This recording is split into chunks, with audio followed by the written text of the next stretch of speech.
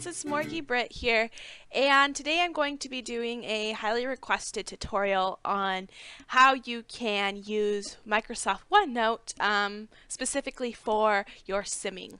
And it can be useful. I used it all the way through college for taking notes for my classes and stuff, so I'll kind of briefly mention some of the tools that are useful for that. But I feel like you get the gist. Like if I show you how to use it for Sims, you can probably see how you can take notes on it for your classes. Anyway, so it's very useful. And if you go to, I'll have the link in the description, www.onenote.com. I think there will be like a download button. This already recognizes that I have it downloaded on my computer, so it shows open in OneNote.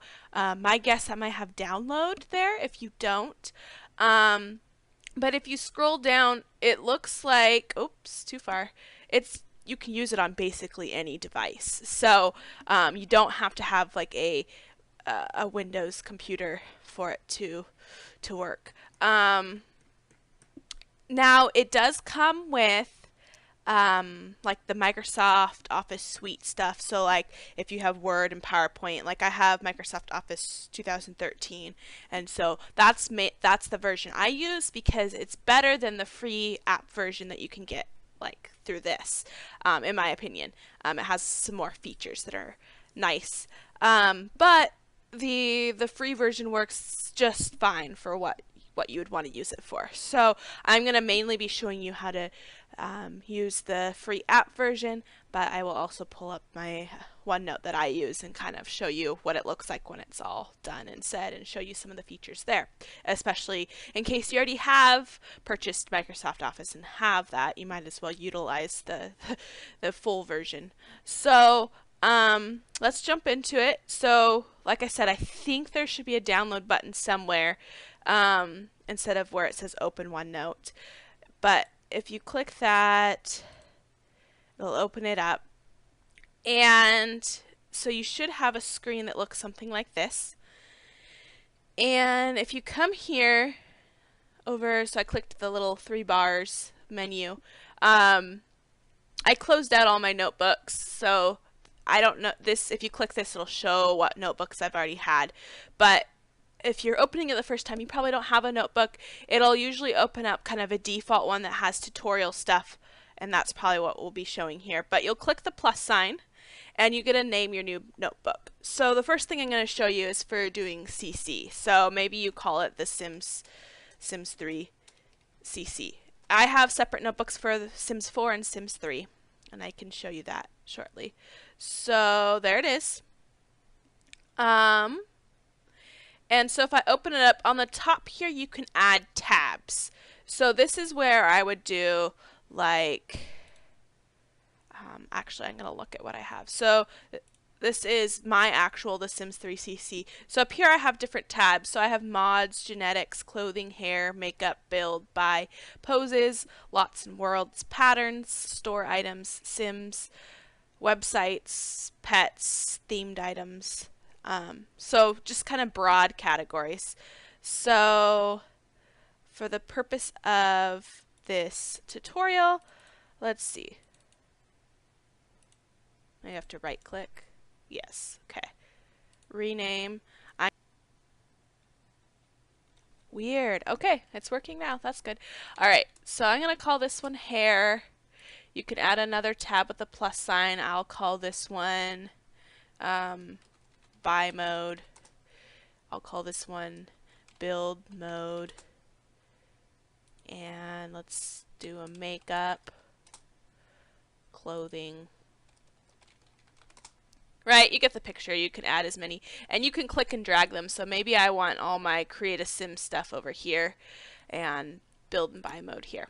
So within hair, you can also add different pages. So like I can call this page adult female. You can add a new page and do adult male. You can do, so I can double check on mine, but I have like toddler, because sometimes I have specific toddler hairs versus like these ones all, you know, usually it's an adult one, but it also has a child version, so I don't have like all the ages. I think I have facial hair, add page, and eyebrows. So you can add separate pages for each of the different like subcategories of hair. So if I show you mine. So I have male new because these are some older retextures when I wasn't like specific to one type. So I have those still saved down. But I also have a Cruella tab for the hairs that have the like cut. Toddler only, eyebrows, facial hair. Yeah. So those are kind of the main categories I have. So then what you can do is, and for this you almost would need to start over with your CC. It's not bad to, I mean, you can go through what you have and select stuff, but it never hurts to, start over, clean stuff out, declutter, all that stuff. So you can go through and find some hair.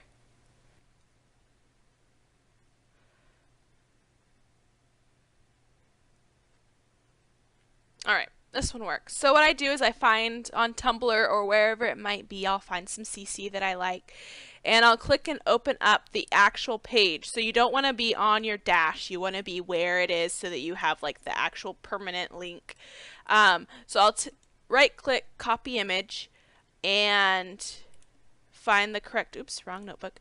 Find the correct category, so adult female. And I'll just click on this part and I'll do Control V to paste the picture. So that shows up, and I'll give it a little space, and then I come back and I take the link here and I copy the link, and then I paste it in, and then I would download it, right, and put it into my mods folder and all that stuff. So then you can close out of that, and then let's say you find another one that you like. I'll show you another alternate way, because sometimes when you're like on a website it won't let you right click and save the image. So sorry, I'm gonna keep clicking on that one because that's the one I'm used to. I wonder if I can drag this over. There we go. Okay, so another option is, so you can add a picture through this, and this is just going to open up a dialog box. So for me it's just easier, copy paste. But if you go to insert, you can, maybe it doesn't have this on this version. I'm thinking this doesn't have that feature, which is really unfortunate. Okay, well, good to know. I'll show you, I guess, on this one. So female new. So I'm going to put it in female old because I'm not actually adding it, and I don't really look at this one. So I'll pull this down. If I wanted to add one, and this is again, I guess, a feature of the full version that isn't in the app. But you can go here to insert, and you can insert a screen clipping. So you have to make sure the previous page that you were just on was the one you want to screen. So you can click that, and it's going to white out, and you can select the whole thing or whatever you want to do that is useful. And it adds a little screen clipping, and then you can do the same thing.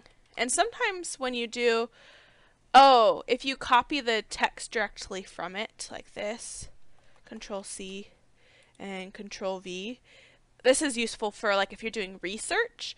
So if you copy and paste any text from like a website, it keeps track of the link where you got it from. So it was so helpful when I was doing like research projects and stuff. It would kind of keep, I could go back and use it for a bibliography type. Is that the word I'm thinking of? Works cited, I don't know. I can't think this morning. Anyway, so that's some features the full version has that's useful. This one doesn't have that insert screen clipping, so you would have to screenshot it elsewhere and put it in here if it won't let you right click. Anyway, so this one I can do this. So I just go down in a order and just have it, and so you have to scroll through, but it's not the worst thing. And if this is only what you have in your game, it's really easy to do. Where can I find? If you were even crazier, let me see if it would let me do this. So let's say I did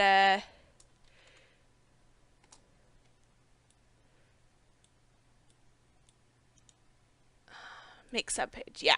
So if you right click, you can make something a subpage. So you could have adult female hair and then have subcategories for creator types, like retextures. So I could take this and copy it, or I guess suppose cut it and move it into this specific chassis section. And then this could be either odds and ends or just kind of a overall category, and then you could separate it out by the creator if you wanted to get even crazier. Yeah, so subpages are a thing, and in the full version, if I did a subpage, so you can click and drag them up, and on this one you can actually just pull it over to make it a subpage instead of having to right click. But I'm pretty sure, so on this full version there's arrows, so if I didn't want to show all the creators I wouldn't have to, and then I could pull it up and have that be a thing. I'm not seeing that on the app version. It doesn't seem to want to collapse, but that, I mean, it's whatever. So then you can do the same thing for all the different categories, right? If you found some facial hair, you could put it in. And same with all these categories. I mean, that's the main thing I do, is just copy paste links and pictures with a bunch of categories. So I'll show you my completed one because I think that's maybe more helpful to see the different categories I have. So in my mods, I have defaults, and so here, again, this one has sub pages. So defaults, this isn't even up to date, but this was just where I was copying pasting different defaults I had in my game at one point. These are my current eyes right here. As you can see, current eyes as of 12/18/16 that I have linked there. I put together a defaults guide, so these were some I copied and pasted all the, so this was the preview of from the download, and then this is the version of what it looked like in my game with the same sim, so I could go through and kind of compare these as you go down. So this defaults guide is actually up on my Tumblr, but so it's useful for that too. Like it's not under my main defaults, but it's a tool that I can use if I ever wanted to change things up or see how they looked.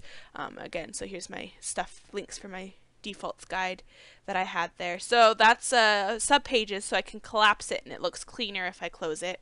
I have a separate link for different sliders that I have in my game. This is definitely not complete because I don't know, sliders are so hard to find links for. Some of them are just sliders I pulled from different people's like slider folders they upload. I have other mods that are just kind of like a no camera fade, any lot size, just different things like that. I have lighting mods, saved for later. These were just different things that I had found and wanted to save the link. So I have saved for laters in a lot of my categories. These are things that I found but didn't download at the time or whatever else that I just wanted to save the link for. And then other default replacements.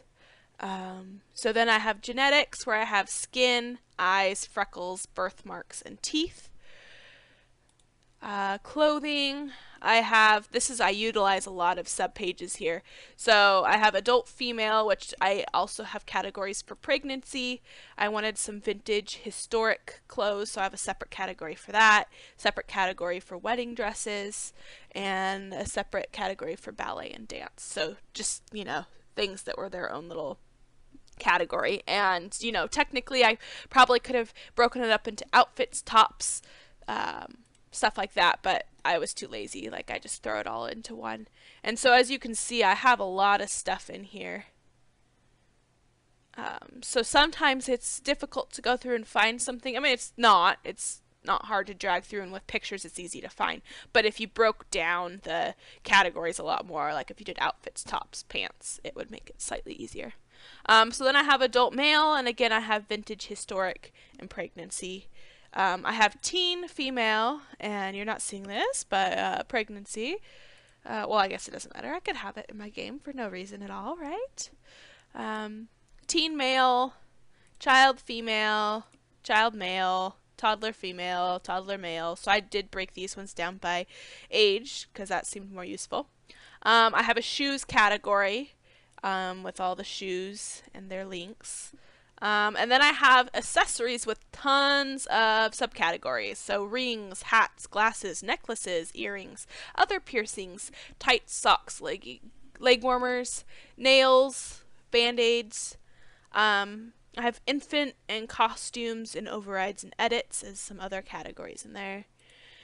For hair, I already showed you that one. Makeup, I have eyeshadow, eyeliner, blush, and because blush tends to hold a lot of other things, I have subcategories for scars, nose masks, ear blush, body blush, lips, costume makeup, tattoos, eye bags, beauty marks, birthmarks, tears, right? So just different things there. Build mode. I'm not entirely happy with my build and buy mode categories. They're kind of a hodgepodge of things. But I have roof patterns, full build sets, windows, arches and doors, floors, fences, other, stairs, wallpaper, coining. This is where it gets messy. See, I kind of wish I had utilized more subpages on this one. So I have living room sets, dining room sets, kitchen sets, bedroom sets, bathroom sets, nursery sets. And these are for things that have like multiple things in a category. I have posters, clutter sets, decor. So there's like a little bit of overlap between these three. So that would have been useful to have more of a subcategory.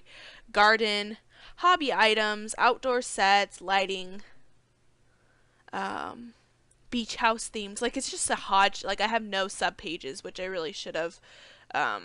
You can go through and read the others, but just this is a mess. This is a total mess. Okay, poses. I feel like could almost be its own category. So poses is a big one. I went through and I used quite a few lots of categories. So I have model female, and these are just like, you know, different poses. Some of them I use for storytelling, but they're just more, I don't know, like it could be used for a model. Same with male.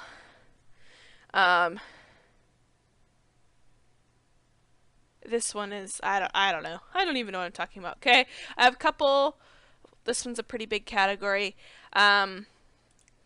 Poses for toddlers, children, friends. I don't have very many in this category, but things that are more friendly. I have a few group poses. Family poses, which I categorized as 3 and more, because then I also have parent and toddler, parent and child, and then I also had playing with accessories as a subcategory for parent and toddler. I have siblings, sitting poses. I don't have very many in here. Storytelling. This is like a really big random category with all sorts of things. Pregnancy.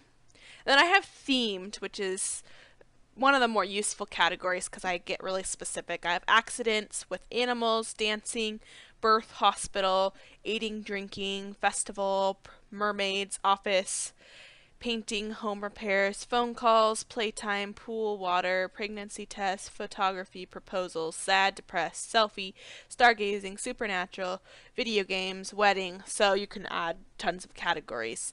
I have finds for a rainy day, so things I haven't downloaded but wanted to save the link for. Accessories for poses.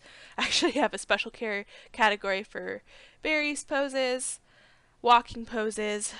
So I do the same thing I do with the CC, but I also really try to put the pose lists. So if they're listed on the download, I'll just copy and paste them from the download page. Sometimes they're included in the download themselves in a text file, so I'll put them in. I really need to go through and redo my poses. because a lot of these don't have the pose codes, and my pose player doesn't work. Like I can't do the list thing that shows the, like actually goes through and shows that I have to copy and paste the poses in. Like I think it's pose list. It just doesn't work on mine. Anyway, um, yeah, so this is really helpful for poses, and like I said, you can make these pages as specific as you want. You can add as many subcategories, and I also have a lot of overlap. So something that's in the model female might also be in storytelling, which might also be in, I don't know, one of the themed categories. If there's overlap, I'll put it in a couple places, because when I'm going to tell a story or do certain poses in game, I might be thinking, oh, I want it to be, whatever it might fall under what I'm thinking in, but there might be a little bit of overlap, and at a different time I'm just looking for a model picture. I don't know. It's just helpful to have some overlap sometimes. So I think like this one I have in storytelling, but I also had in friends. And I might have it in couple poses, and I probably have it in sitting poses. Like this applies to multiple categories, so I will put it in multiple categories. Um, okay, lots and worlds. You can read those. Patterns is pretty helpful, so I have it broken out down into different types. Some of them are in-game types. Some of them are more of like flora, is just things that I are like, okay, these are floral.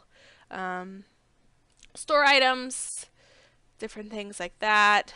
I keep track of the sims that I put in my game, in my bin, because, I mean, of course I want to remember whose sim is everyone's, or names and all that, but, so this is just helpful, especially if I put them into a town and my sims run into them. I can use this to look up who they actually are, names, creators.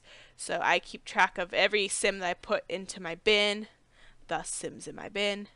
I have a separate category for base sims. And then these are sims that I specifically requested. Like these are my sim requests. So I asked someone to make these sims for me. And so I keep track of that and their links. Websites. I have Berry world names. So not all of them are websites. They're just kind of random. Some tutorials. Some post sites that I found. Yeah, just different resources I put in the websites. Pets, and then themed items. Castaway Shipwrecked Island. I wonder what I'm going to be using that for. So, yeah, that's kind of how I use it for CC. So you can do all the subcategorizing pages stuff with this. It's just the layout's a little bit different. You can't do the screenshot, but it's not the end of the world. Hi friends, my recording got a little, I guess, I don't know, it got messed up towards the end, so it was like really delayed in the video, and you might have noticed that a little bit before I just decided it was unusable. So I'm gonna finish it up here, recording some stuff. So looking through this, the free app version of OneNote doesn't have a ton of features. I mean, you have kind of your basic Word stuff in terms of text formatting. There you can add in these to-do list checkboxes, which can be useful if you're doing some sort of like a to-do list.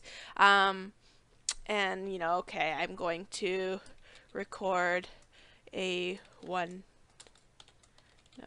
video, and then I can go check I'm doing that, or uncheck, whatever. So that's kind of cool. You can use that for whatever.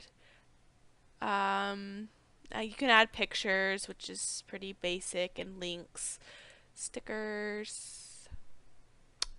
Cool. So I guess they have some built-in stickers. You might be able to add in some more or something. You can draw stuff, which was useful when I was in school and did notes or just drew pictures. They have math, which is kind of cool, mostly if you're a math major slash math teacher like I am. You can change the page color. you wanted to make it different colors. Um, it looks like you can share and get a link and stuff, which is cool. Um, Okay, so not a ton of features there. I'm going to quickly show you some cool features of the full version. It has a lot more that are cool. So first of all, it has the same to-do list, but it has a lot more tags. So you can tag things as important or whether you had a question, remember for later, definition, I don't know, lots of different tags you can do things with, which can be helpful for taking notes or school or business or whatever else if you want to tag things, because then you can do find tag, and I don't use them very much, but especially in these notebooks. But anyway, you could search by tag. There's just a general search bar, so if I was looking for some chazzy hair or something, it might be able to show up there. And it searches in all your notebooks, not just the one you have currently open. Okay. There's a lot more options when you go to insert things, so you can actually insert files or file printouts. So sometimes when I had a PDF to read for my classes, I hated printing out stuff because one, I'm just not a paper person. I lose everything and it becomes a jumbled mess. But also, like, when I'm printing stuff, either it comes out of, when I was in school, it came out of my print budget and you only got, 50 pages or something for a trimester or a semester or whatever it would be, and then you had to start paying additional money. So it's like I didn't want to use up my print budget, or if I was printing from my own computer, I didn't want to use up all my ink. But you can do file printout from like a PDF or something, and you can directly take notes on it using the draw feature or text, which is pretty cool, and like you can highlight stuff. So you can read text online, so that's more for school related, but it's cool. Or file attachments, so when I'm doing my lesson plans for school, sometimes when I'm doing my lesson plans I'll do a file attachment and like actually link the files directly on that, which is cool. You can insert spreadsheets. We talked about screen clippings, links. You can actually record video and audio, so you can record the lecture as it's happening, and it actually does this cool thing. I think there's better tutorials on YouTube already, but they will sync up what you're typing with what's going on in the room as the audio is recording, so it's like you can almost relive the lecture when you're going back to study or something for a test. So it will show you what you were typing as words are being spoken during the lecture, which is pretty cool. Date, time stuff, page templates, equations, symbols, drawing. You can also do ink to text and ink to math. So if you write something out, you can turn it into text or math, which is pretty cool. They actually have built-in thesaurus research stuff in this, which the free version doesn't have. So if you're looking for a different word besides, so if I have, I want type. If I have happy and I want something better than happy, I can do lookup, and there's different options here, but I can go into a thesaurus for English and it can give me some alternate words to use besides happy, which is kind of cool that that's built into it. I mean, I think Word has that too, but the free OneNote version does not. There's translate built in. I don't know how great that works. You can password protect things. So yeah, pretty cool. That's it for features. I'll just quickly mention. So I have lots of notebooks. I have a notebook for each save that I have. I also have a Sims 3 CC as well as a Sims 4 CC, so I keep those separate. I have just an overall Sims notebook. I think they're just random stuff in there. And then in a save, I have like multiple tabs. So generation 1, 2, and 3, speed dating with a more, ask a dreamsicle, general info that just has like age settings and stuff like that. So it's useful. I do all my writing. Oh, excuse me. I'm yawning. Okay. I do all my writing as you saw if you watched my behind the scenes video, which kind of got people asking about OneNote. I use that for when I write stories. So yeah, I hope you found something useful from this, and maybe you're interested in trying OneNote. Sorry, I can't talk. OneNote for yourself. But thanks for watching, and I'll see you next time.